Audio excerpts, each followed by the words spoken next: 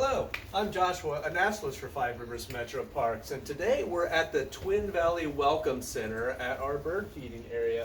And who wouldn't want to attract some birds into their own backyard, and especially have something like this to look at every day, every time that you want. So today we're going to be exploring about how you can bring some birds and some other wildlife into your own backyard.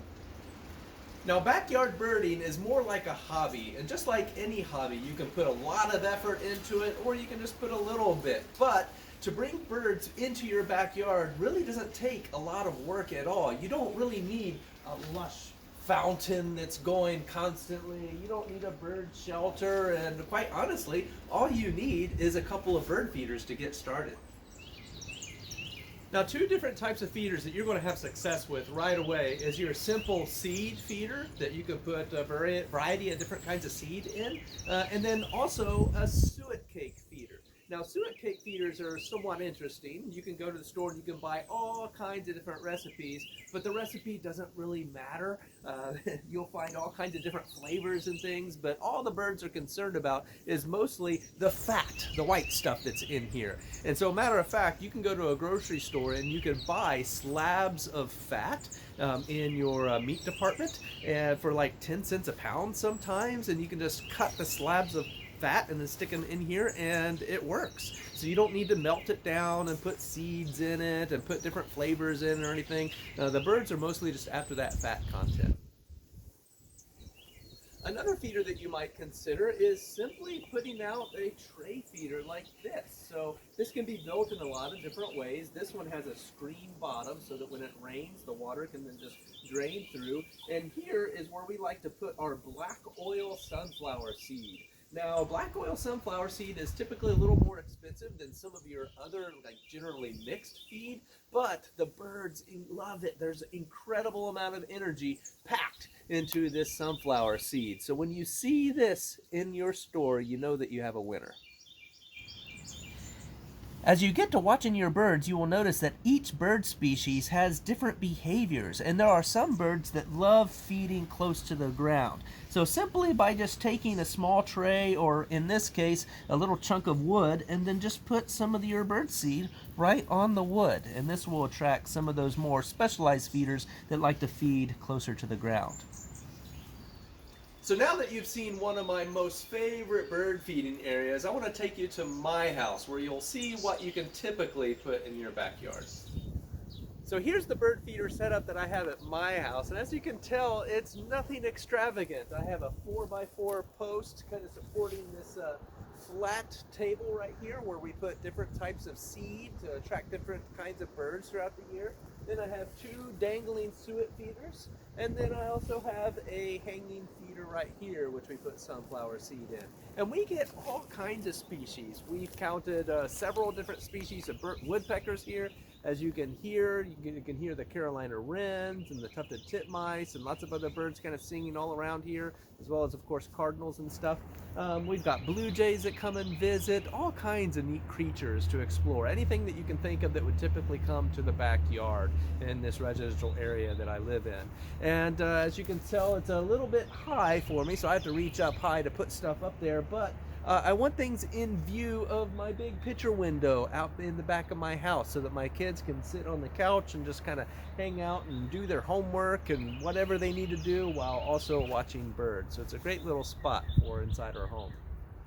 So this is what our bird feeding area looks like from the inside of our house. So another neat tip is birds like to feel very secure when they're feeding. And that's what this apple tree provides, is some sort of structure where they can rest and hide and not have to worry about the Cooper's hawks and sharp-shinned hawks and lots of other bird-eating creatures that might be lurking around out there just waiting to nab their meal.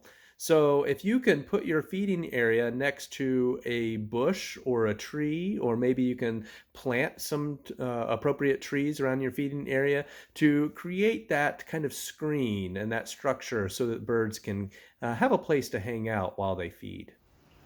Now, although certainly not required, one thing that will help enhance your backyard birding experience is a set of binoculars. Now, you don't have to go all out and spend thousands of dollars on binoculars here. Now, trust me, there are binoculars that are that expensive, but here, all you need is a simple set of binoculars that will help just bring in the birds a little bit closer, because there are certain identification characteristics that can help you determine what kind of, maybe a male or a female or a juvenile, that you might need some binoculars to make a determination.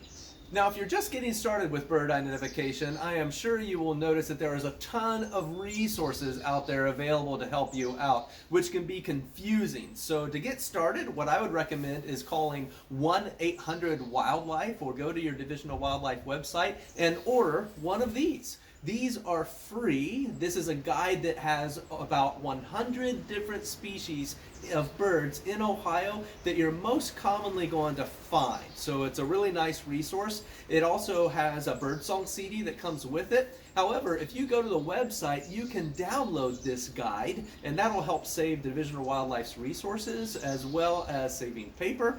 And then you can conceivably have this guide on your phone or a tablet and have it readily available, so that when you're out in the woods or in your backyard and you see a bird, you can automatically just look it up and figure out what it is.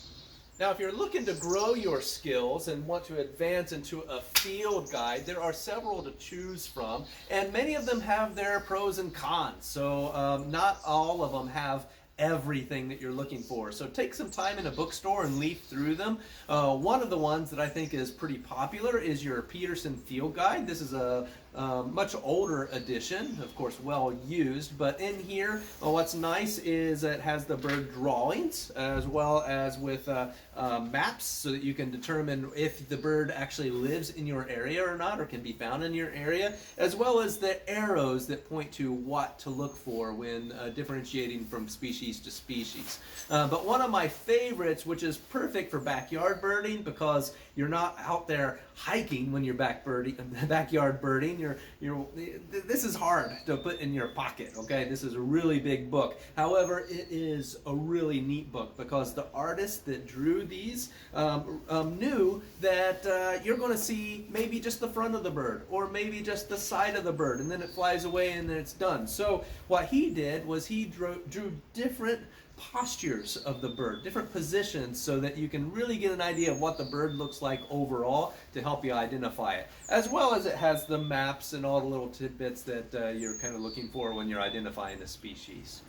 So as you can see, it doesn't take much at all to get started in the hobby of backyard birding. So go ahead, try it out. Get yourself a feeder, get yourself some black oil sunflower seed, put it out there in the backyard, and just see what happens. Thank you for watching, and take care, and we'll see you out in the trail sometime. Bye-bye.